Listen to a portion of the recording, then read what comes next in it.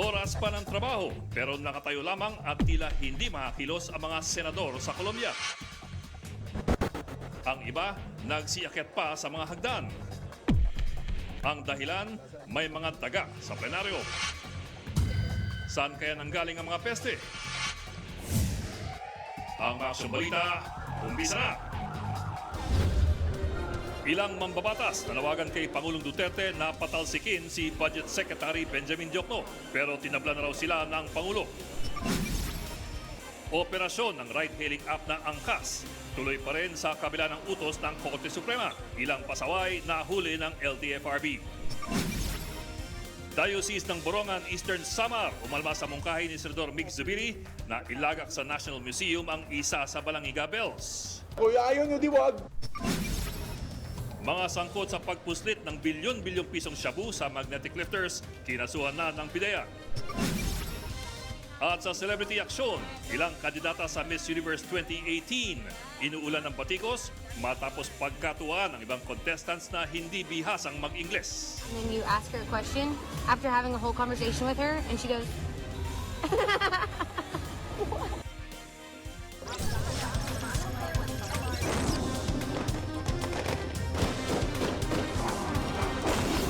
When we know that it's not getting out of hand. You elected me as president, you must have trusted me. Isa pang dalawang sospek. Walang habas na umatras. Ito ang iniwan niyang pinsala. Live mula sa himpilan ng News 5, magbabalita ang hepe, Lucy Cruz Valdez. Simula na ang aksyon. Magandang gabi. Sinimula na ng LTFRB ang panghuhuli sa mga rider ng angkas. Pero hindi pa rin nagpaawat ang ilang commuters sa pagsakay sa iba pang motorsiklong illegal din ang pamamasada. Umaaksyon si Gerard de la Peña. Maagang pumuwesto sa EDSA ang mga enforcer ng LTFRB para manghuli ng mga biker ng ride-hailing app na Angkas.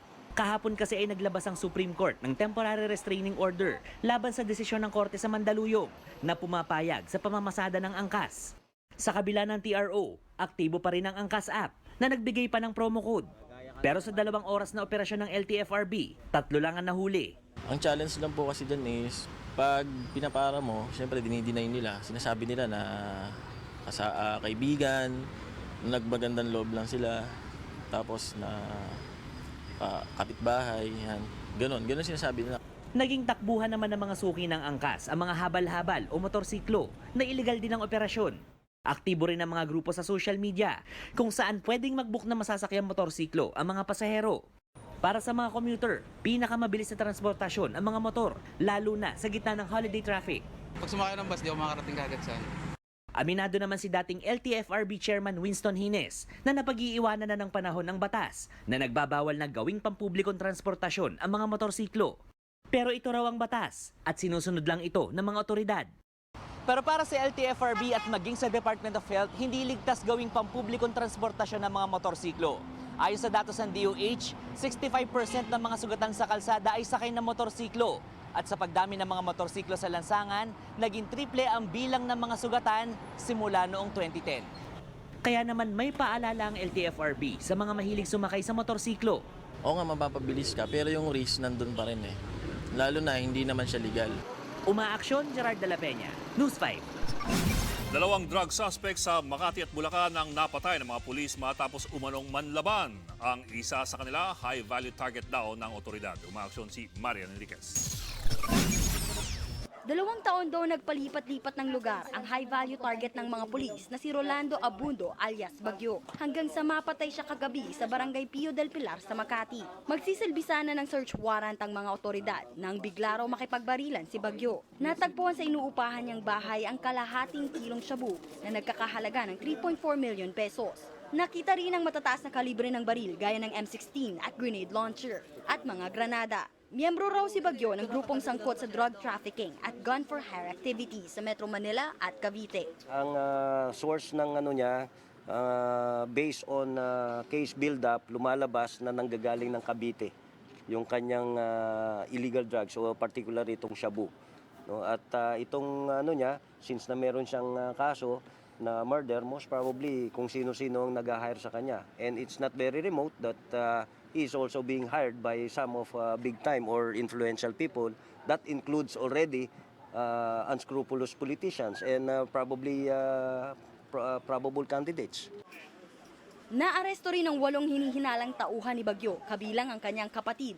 Pero iginiit niyang wala siyang kinalaman sa inilegal na gawain ng suspect kahit sa iisang bahay sila nakatira. Hindi ko alam eh. Paano ka nahuli?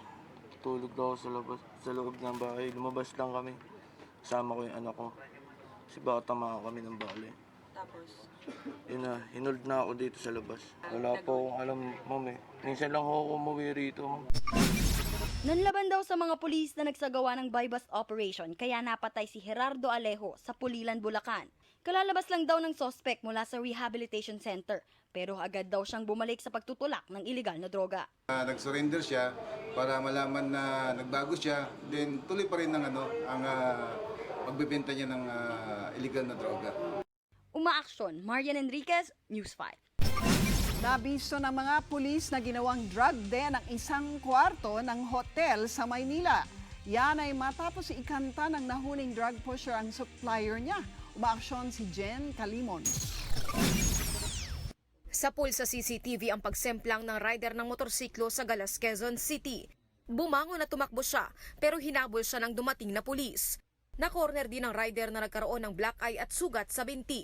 Kinilala siyang si Juan Miguel Bautista na una raw naharang sa buy-bust operation sa Pandacan, Maynila. After nga na ma-consummate yung buy-bust, nakatunog siya na pulis yung katransaksyon. Sumakay siya sa motor niya at pinaharurot niya ito.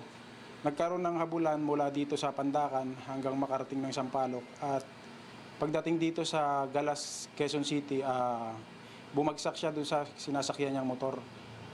Doon na naghabulan uli hanggang sa mahuli siya. Hindi na itinanggi ng sospek ang pagbebenta ng illegal na droga. Nagbibenta ng buka para sa anak ko. Bakit? Wala ka ba ibang trabaho? Wala po. Ba't tinakasan niyo pa po yung pulis? Siyempre po nagbabaka sa alim baka makataas. Ikinanta ni Bautista ang source ng droga. Kaya natunton ng mga pulis ang kwarto sa isang hotel sa Santa Mesa, Maynila na ginawa raw drug den. Dito naabutan ng 7 tao na bumabatak pa raw kahit may kasamang mga bata. Kasamang nahuli ang umunoy supplier na si Joseph Malikse. Kalalaya lang daw niya matapos makulong dahil sa droga. Doon po minsan ako yung namamahinga po at saka may pagtransaksyon. Ng droga? Ng drugs po. Nakulong ka na pala, bakit bumalik ka sa... Hindi, langanin na po ako doon eh. Dahil sa utang po, 20. Ginagawa niyo pong drug den po yung kwarto? Minsan po. Ayon sa pulis, modus na ng mga pusher ang paggamit ng mga hotel para iwas huli. Minsan nga po nagagamit yung mga empleyado nila ron. Katulad niyan, 1 buwan na siyang naka-check-in. Yun at yun ang nagbibigay sa kanya ng mga impormasyon. Pagka may mga bisita siya, yun ang nag-a-assist. Umaaksyon, Jen Calimon, News 5. Nagsampa ng reklamo ang Philippine Drug Enforcement Agency laban sa higit 40 personalidad na sangkot sa bilyon-bilyong pisong halaga ng shabu na pinuslit sa magnetic lifters na nabisto sa Maynila at sa Cavite. Kabilang sa mga pinakakasuhan ng PIDEA, sina dating Police Senior Superintendent Eduardo Asierto, dating PIDEA Deputy Director General Ismael Fajardo at dating Customs Intelligence Officer Jimmy Guban. Ayon kay PIDEA Director General Aaron Aquino, kumbinsido ang ahensya na sangkot sa pagpasok ng iligal na shabu at pakikipagsabwatan ang mga inireklamong personalidad. Matatandang nagsagawa ng pagdinig ang Senado at Kamara kaugnay ng paglusot ng mga nabistong shabu shipment. Susunod, lalaki arestado dahil sa pambubugaw sa kanyang mga pamangkin online. Mga paggawa ng paputok at pailaw sa Bocaue, Bulacan, isa-isa nang iniinspeksyon. Lambanog na nainom ng mga nasawi, posible raw na sadyang hinaluan ng nakalalasong methanol. At Pilipinas, nanguna sa listahan ng mga pinakamahaba ang oras na ginugugol sa isang porn site. Ang detalye abangan sa pagbabalik na aksyon.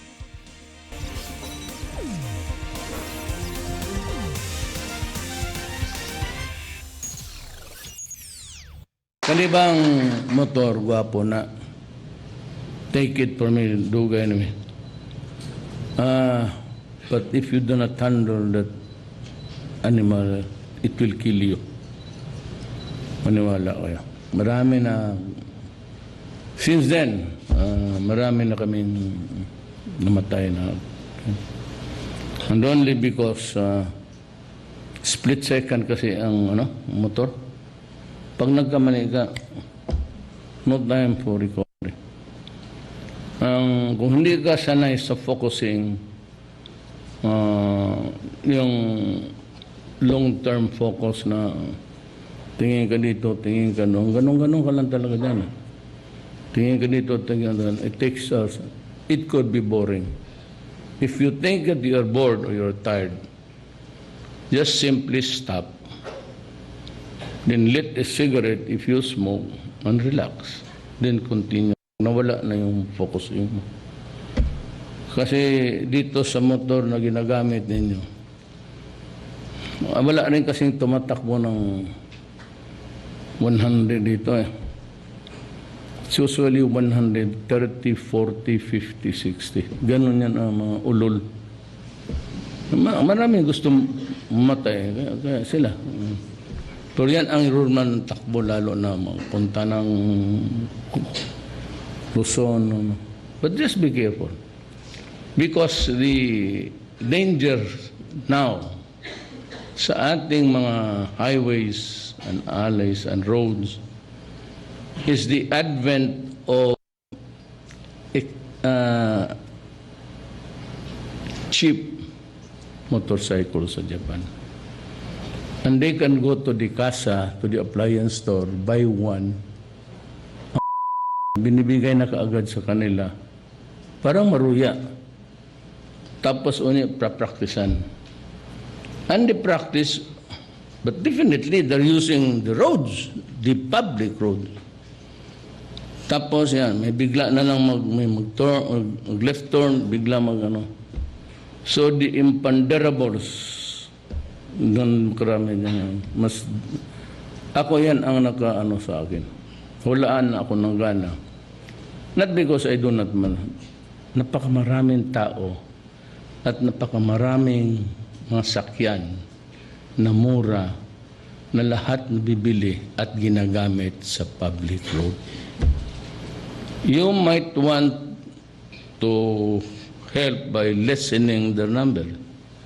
Wala iyang rehistro, wala mga lisensya yan.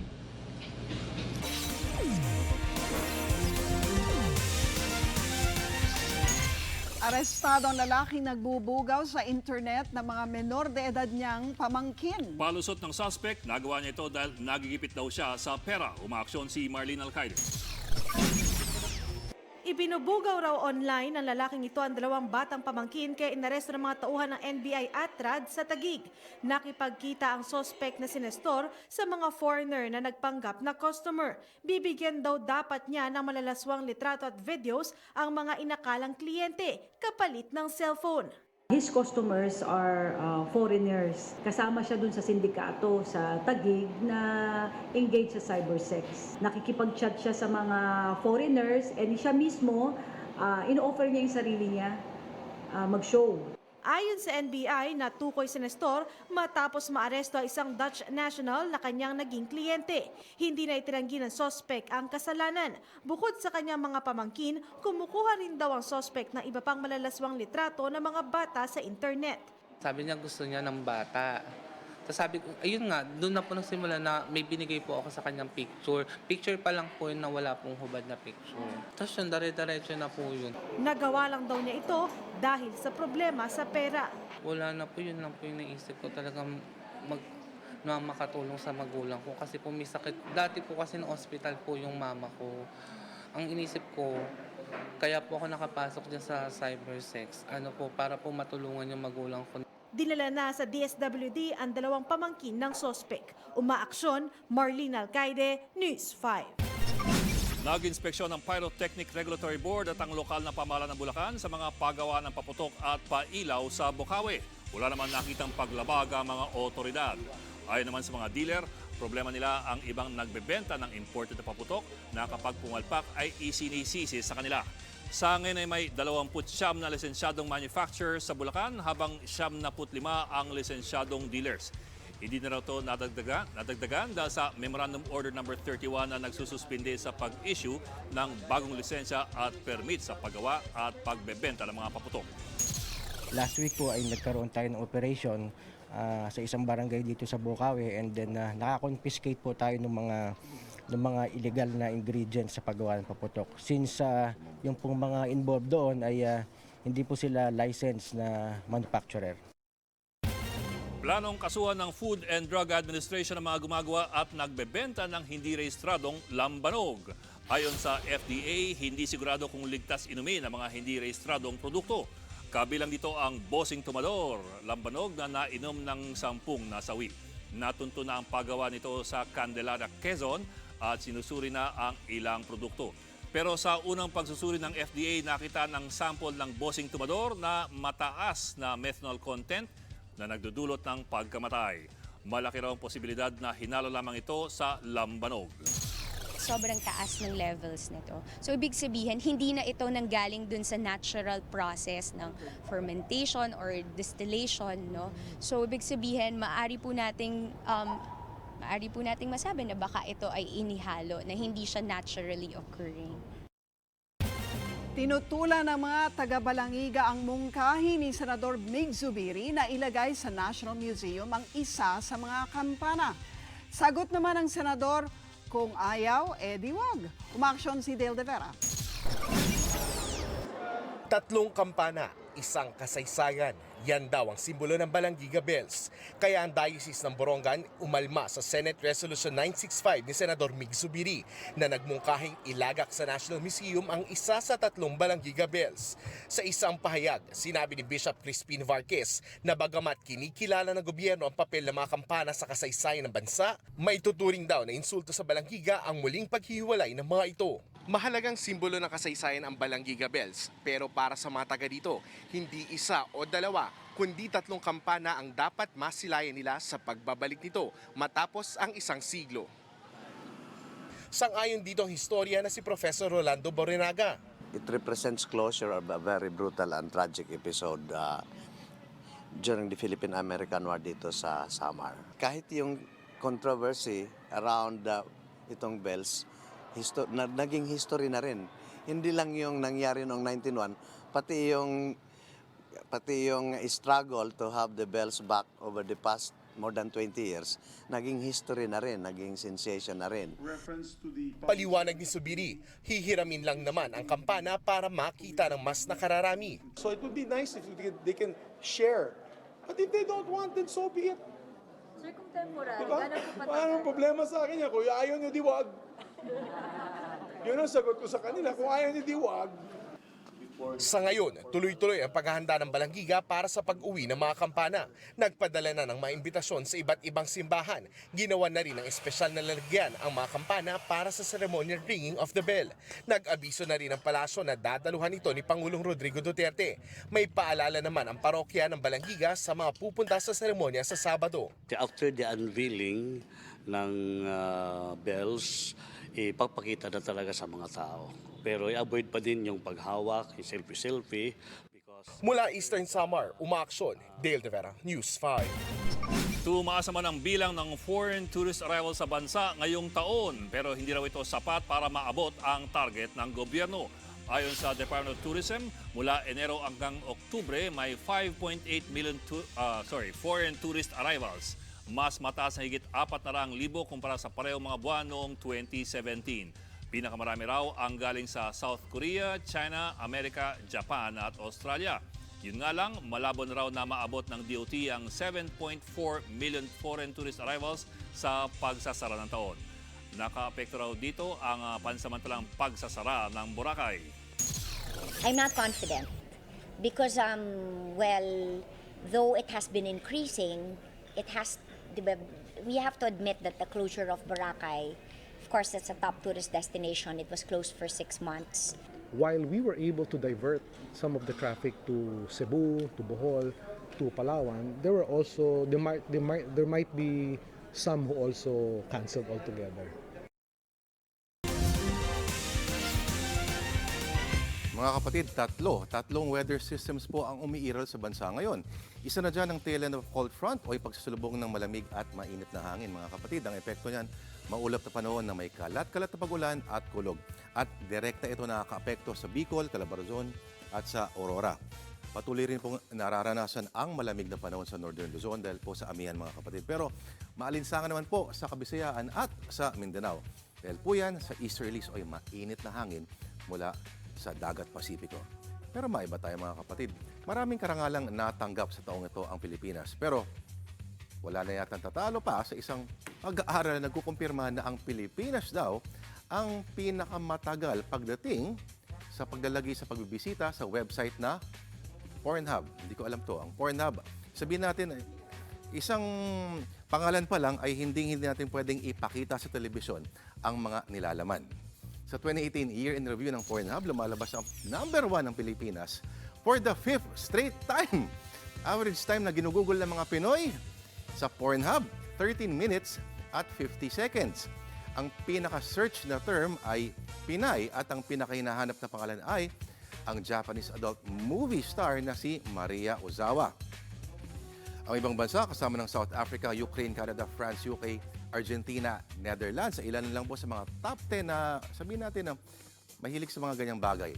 Nasa 10 minutes at 13 seconds lang ang nilalagay. Pero Pilipinas, grabe 13 minutes. Ano ginagawa nila? Inaabangan ng production credits. Susunod, Palasyo, tinabla ang panawagan ng Kamara na sibakin si Budget Secretary Benjamin Jokno. Sesyon ng Senado sa Colombia nasuspinde dahil sa mga daga. At Miss Universe USA binabash matapos punahin ang pag-i-Ingles ng ilang kandidata. Ang detalye abangan sa pagbabalik na aksyon.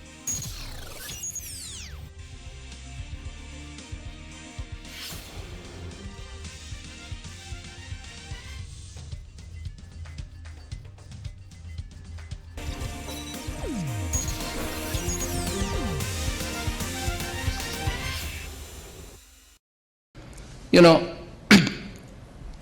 I have a limited time, space, and money during the campaign.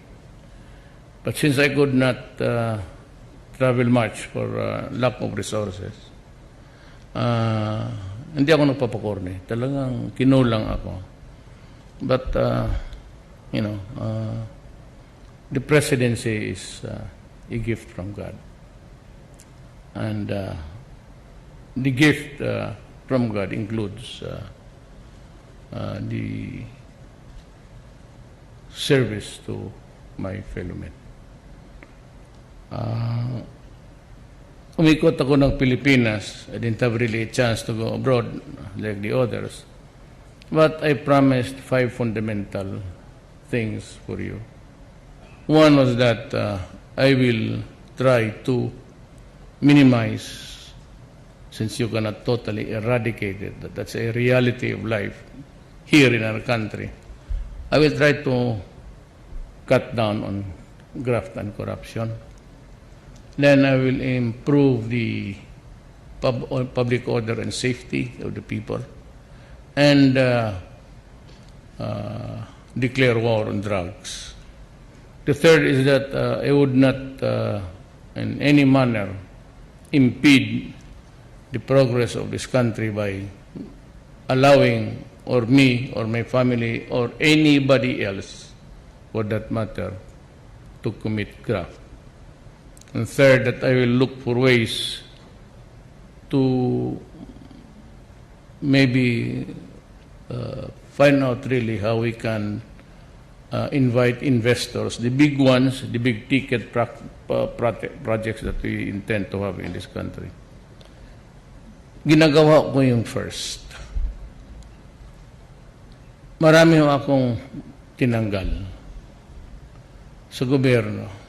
The latest was about 2 days ago. And it has been a continuing process without really attributing any guilt on anyone.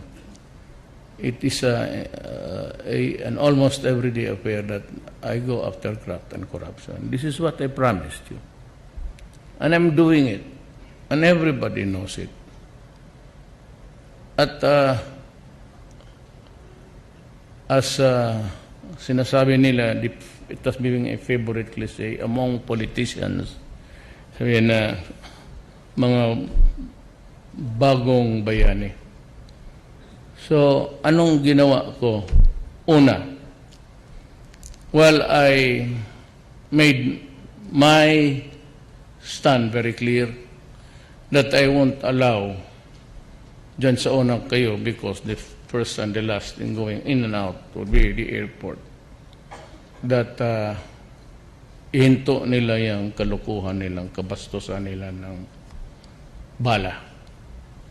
Tanim bala, sabihin ko, kung gusto ninyo, well, sa inyo yan, but kakainin ninyo pag nag-umabot tayo. And since then, wala na akong narinig. Papatayin ko talaga kayo.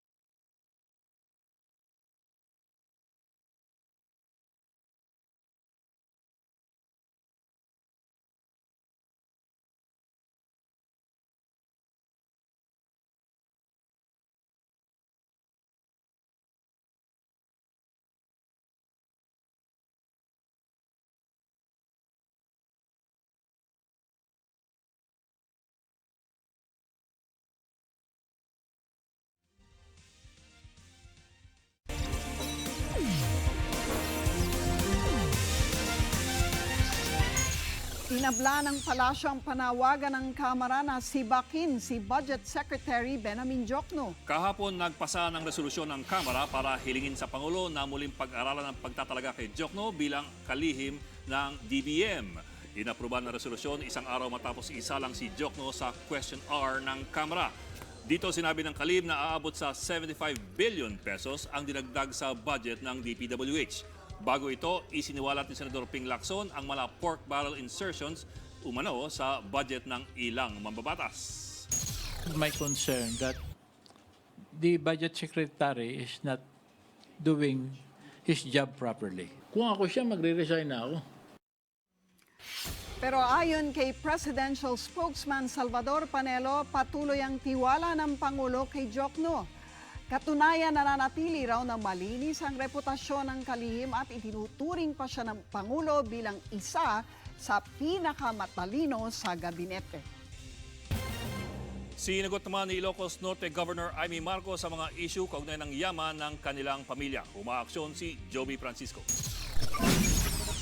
Hanggang ngayon, tuloy pa rin ang pagbusisi sa sinasabing yaman ng pamilya Marcos. Sabi ng marami, ninakaw nila ito sa kaba ng bayan. Pero paniwala ng ilan, nanggaling ito sa bultu-bultong gold bars na nakuha raw ni dating Pangulong Ferdinand Marcos mula sa Talyano clan. Tumulong daw noon ang abogadong si Marcos para mabawi ng mga Talyano ang mga ginto mula kay Pope Pius XII noong 1934. Kaya binigyan siya ng komisyon na 192,000 tons ng ginto. Ibang usapan pa raw ang sinasabing Yamashita Treasure. Pero ayon sa panganay ng dating Pangulo na si Ilocos Norte Governor Amy Marcos, wala itong katotohanan. I don't know. I've I mean, never your seen any father gold. did I've not, heard about it being talked about constantly. Pero wala naman nakikita. Wala naman kami napapakinabangan. There's no big mystery. And all these urban legends are lots of fun. And we deal with them as we do. Pero ang totoo, yung tatay ko, sikat na abogado bago pa siya tumakbo. Nasa top 10 na yata siya taxpayer eh. Kasi siya yung nagdedepensa sa iba't ibang mga multinational. Magaling yun eh. Sa programang The Chiefs ng One News, iginit din ni Amy na mayaman na ang kanyang ama bago pa pumasok sa politika. Hindi naman kami naghirap kung tutuusin na yung ganong klaseng hirap. Naghirap kami pagkatapos ng EDSA, pagdurusa talaga. Ibang labis yun. Pero base sa impormasyong inihayag ng Korte Suprema sa hatol nito sa Marcos Swiss accounts noong 2003, 120,000 pesos lamang ang net worth ng mga Marcos noong 1965. Dahilan kung bakit pinabawi ng SC ang tinatayang halos $600 million na laman ng Marcos Swiss accounts. I'll leave the evidence to the lawyers. At kamakailan nga, maging si Pangulong Duterte, inihayag na nakipag-usap siya sa mga Marcos para maibalik ang ilan sa sinasabing nakaw na yaman ng pamilya. Pero nanindigan ng mga Marcos na malinis ang kanilang konsensya at wala silang anumang ninakaw sa bayan. There was a great deal demonizing, I'm afraid, that everything had to have been stolen. Para sa News 5, Joey Francisco, we are One News. May batas na raw na isusulong si dating Senador Bong Revilla sakaling makabalik siya sa Senado. Plano raw niyang ipasang batas na magpaparusa sa mga false accuser o nagbibintang ng krimen ng walang basihan. Ito raw kasi ang dahilan kung bakit nakulong siya ng higit 4 na taon matapos madawit sa pork barrel scam. Nanindigan din si Revilla na hindi siya kabilang sa inutusan ng Sandigan Bayan na magbalik ng 124 million pesos bilang civil liability. Ano yung isusoli ko dahil wala naman akong ninakaw sa bayan. In fact, nagdesisyon na ang korte na sinabi na tayo walang kasalanan. Merry Christmas. Para sa mga nagpakulong sa akin, Merry Christmas sa inyong lahat. Pirmado na po ang Collective Bargaining Agreement or CBA ng TV5 Management at ng ABC Employees Union. Ito na raw ang pinakamabilis na negosasyon sa kasaysayan ng CBA na natapos lamang sa loob ng 3 linggo. Sa napagkasunduan, magkakaroon ng dalawang magkahiwalay na 1,500 pesos na wage hike ang mga miyembro ng Union sa taong 2018 hanggang 2019. Tataas din mula 1,500 sa 2,000 pesos ang rice allowance. 1,000 naman ang dagdag sa mga optical at medical allowances. Makakatanggap din ang mga miyembro ng 25,000 pesos na signing bonus sa 21 ng Disyembre. We feel very happy, napakaligaya, napakasarap ng pakiramdam. Industrial peace and labor peace, di ba? And that's what this signing signifies. Ibig sabihin itong pirmahang to, for the next 2 years, focus lang tayo sa trabaho. Di ba? Wala na tayong masyadong marami iniisip. Sabi namin, sabay tayong coach, sabay tayong nanungkulan, sa panig ako ng union, sa panig ka naman ng management. Siguro pagtulungan natin na maisaayos pa ang lahat-lahat. At nakikita naman natin sa ngayon nangyayari sa atin, nagiging maganda naman ang resulta ng ating station.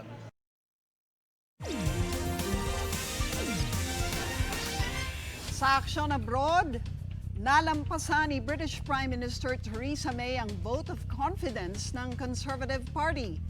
200 ang bumoto para manatili sa pwesto si May habang 170 naman ang tumutol. Ikinatuwa naman ni May ang pagsuporta sa kanya ng mga kasamahan.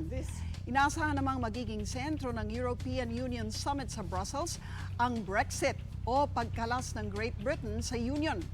Susubukan muling makipagkasundo ni May sa mga opisyal ng EU sa kahihinatnan ng Brexit. Nasuspindi naman ang sesyon ng Senado sa Colombia dahil sa mga daga.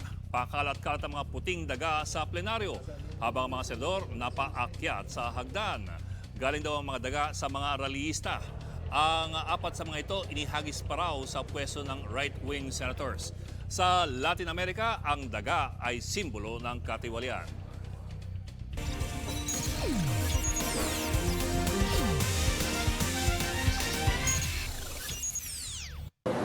But before anything else, let me just rumble on to some topics which I have to bring out.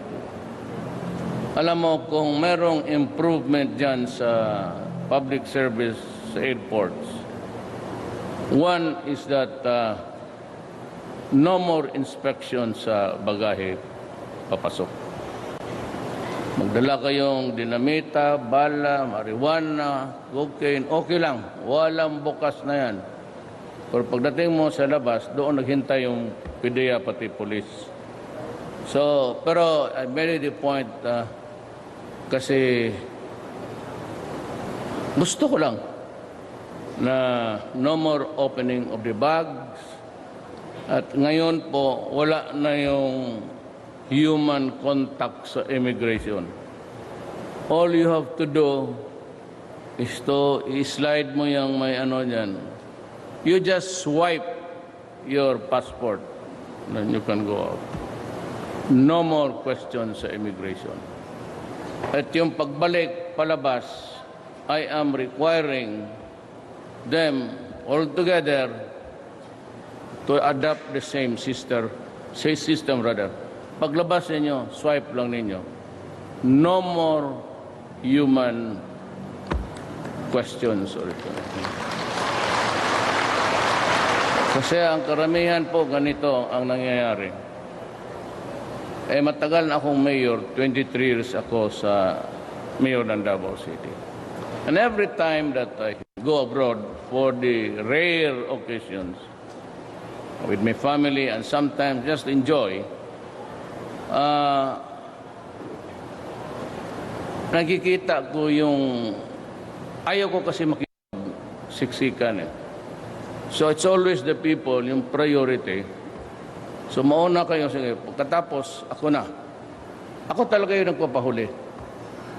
At nakikita ko how the poor OFW is treated.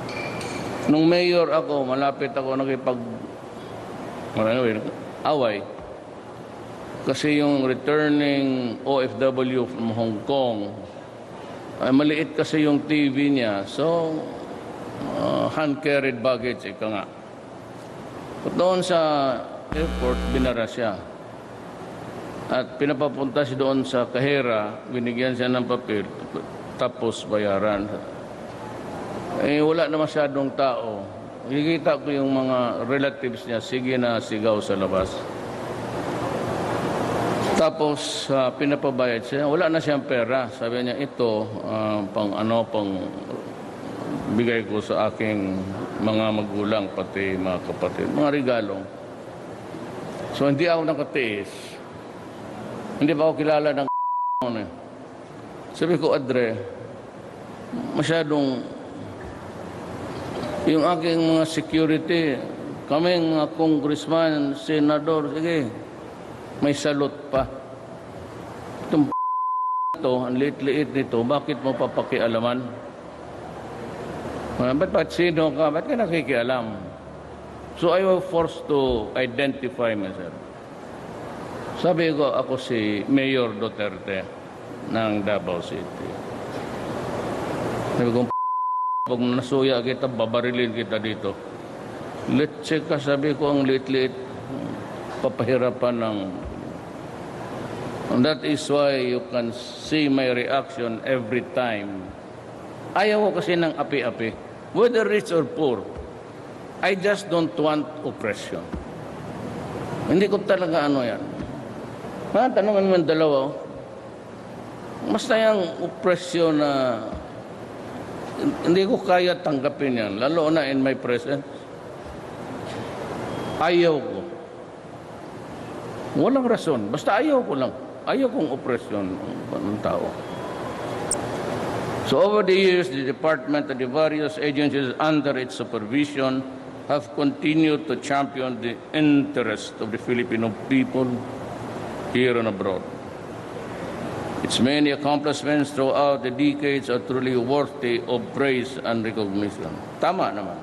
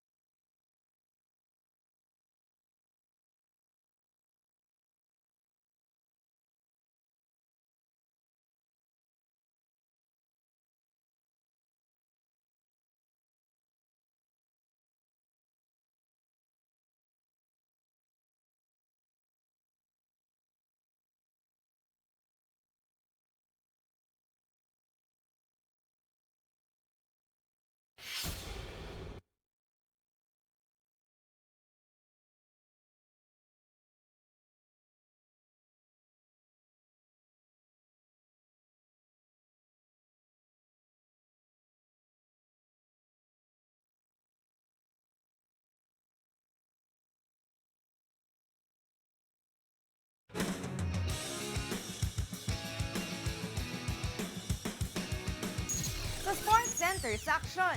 Hindi natuwa si Alaska Aces head coach Alex Compton kahit na ipanalo nila ang Game 4 ng PBA Finals. Marami raw kasing non-call sa 90-76 win ng Aces kahapon. Lalo pang nag-init ang ulo ni Compton dahil sa low blow ni Magnolia guard Mark Baroca kay Chris Banchero sa bandang dulo ng fourth quarter. Kita sa camera ang pagsuntok ni Baroca sa maselang bahagi ng Aces guard. Para kay Compton, wala raw ibang pwedeng itawag sa play kundi dirty basketball. Out of line na rin daw ang ginawa ni Baroca. Pero para kay Baroca, mainit lang daw ang laro kaya niya napuruhan si Banchero. Agad ding ipinatawag ang dalawa kagabi ni Commissioner Willie Marshall at sinabihang maghinay-hinay lang sa pisikalan. If we're going to get punched multiple times and there aren't calls or suspensions, I got a problem with it. That's literally a low blow. And I'm not happy about that one bit. Wala naman siguro nangyari yun parang hindi lang pagkakaintindihan nangyari yun. So yun, nangyari yun. So admit naman ako na mayroon ng aksidenteng ganun. Pero game yun hindi mo maiwasan din Dahil pa rin sa nangyaring pisikalan kagabi, parehong pinagmulta sina Aces coach Alex Compton at Hawkshots guard Mark Baroca. Pinagbabayad ng 50,000 pesos si Baroca dahil sa pananakit kay Chris Banchero sa fourth quarter. Tinamaan kasi ni Baroca ang maselang bahagi ni Banchero habang nag-aabang sila malapit sa free throw line. Hindi tinago ni Coach Alex Compton ang galit niya sa officiating ng laro. Kaya naman pinatawan din siya ng 20,000 pesos na multa ng PBA.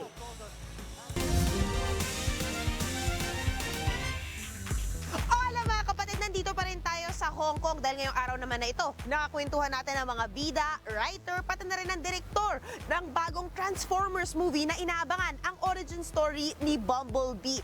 Pero eto kanina, meron silang mga showdown ng kanilang mga tongue twister, ang iba naman gusto matuto ng Filipino. Pero ibang usapan raw kung bibisita sa bansa. Bakit kaya? Naritong report. I know you learned Mandarin. Yes. Is there any chance you'd learn Filipino, maybe? Can you teach me? Of course. Iyan agad ang bunga ni John Cena ng aking maka one-on-one tungkol sa pinagbibidahang pelikula na Bumblebee. Kaya ang aking lesson number 1, tongue twister agad. Mankaniko ni Monaco ang makina ang makina. Nang manika. Nang manika. Ni Monica. Ni Monica. Nang manika ni Monica. Okay, one more time. Nang manika ni Monica. Wow. Pero pagdating kay Hailey Steinfeld, nahirapan siya sa challenge. Manika, Nico, ni Monico, ang makina? I don't know. How do you... Wait, say the whole thing. Minikaniko ni Monico ang makina ng manika ni Monica. What? Pinoy ang lolo ni Hailey pero matagal-tagal na rin daw siyang di makabisita sa Pilipinas. Busy pa raw kasi ang 22-year-old actress-singer sa pagiging huwarang millennial sa kanyang mga proyekto, kagaya na lang nitong pelikula niyang Bumblebee. Dito, pinatunayan ng karakter niyang si Charlie na pwedeng maging hero ang isang teenager.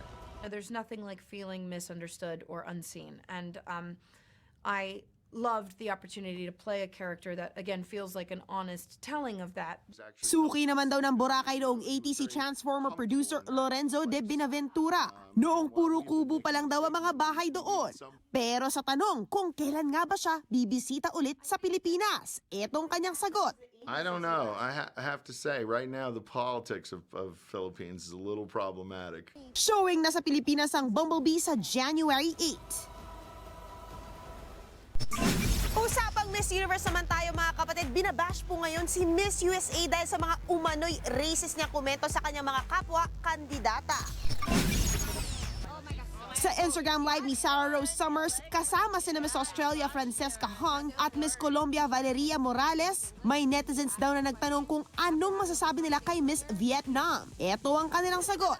What do you think about Miss Vietnam Nie? Oh my god, so she's fashion, hilarious. elegant. Oh my god, yes. Yes, fashion. She's That's so the cute, word. and she pretends to know so much English, and then you ask her a question after having a whole conversation with her, and she goes, she's adorable. May puna rin si Miss USA kay Miss Cambodia. Miss Cambodia is here and doesn't speak any English, and not a single other person speaks her language.